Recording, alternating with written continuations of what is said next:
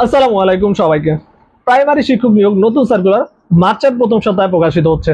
হ্যাঁ ভিউয়ার্স, আজকের এই ভিডিওতে এই বিষয়ে বিস্তারিত তথ্য থাকছে। সবাইকে মোস্ট ওয়েলকাম আমাদের চ্যানেল এক্সাম রুলসে। যদি ভিউয়ার্স আপনারা নতুন হয়ে থাকেন, প্লিজ চ্যানেলটিকে সাবস্ক্রাইব করে বেল বাটনটি অন রাখবেন যাতে সকল আপডেট নোটিফিকেশন সবার আগে পেয়ে যান। তো ভিউয়ার্স, যারা প্রাইমারি শিক্ষক নিয়োগ নতুন সার্কুলার পরীক্ষার্থী আছেন, আপনাদের জন্য এক্সাম রুলস ইউটিউব চ্যানেলের পক্ষ থেকে একটি স্পেশাল সাজেশন তৈরি করা হয়েছে।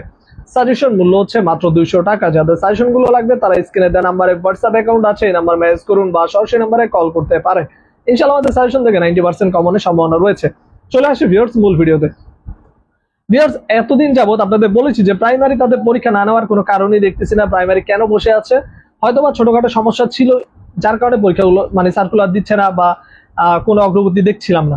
বাট কালকে আমরা একটা নিউজ পেয়েছি ভিউয়ার্স, যে প্রাইমারি কেন আপনাদের পরীক্ষাগুলো নেয়নি। ফার্স্ট হচ্ছে বয়স সংক্রান্ত জটিলতা ছিল, সেই বিষয় নিয়ে এতদিন পর্যন্ত আপনাদের সার্কুলার গুলো দেয়নি।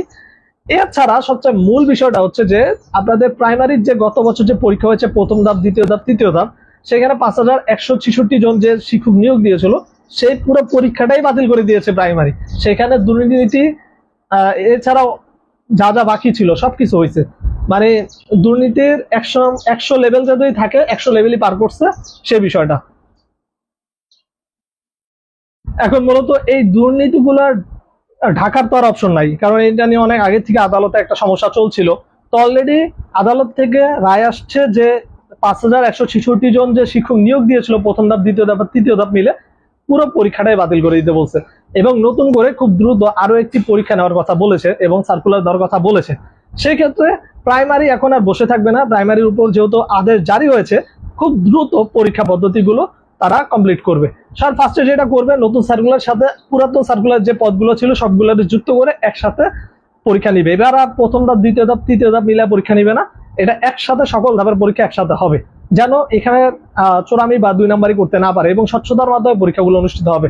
মার্চে সার্কুলার আসছে, এটা অলরেডি ডিপি চেয়ারম্যান ঘোষণা দিয়েছে, যে যারা জানিয়েছে যে মোটামুটি ভাবে কনফার্ম যে মার্চের শুরুর দিকেই তারা সার্কুলার দিয়ে দিবে। এখন খুব দ্রুত তারা এই কার্যক্রম চালাচ্ছে।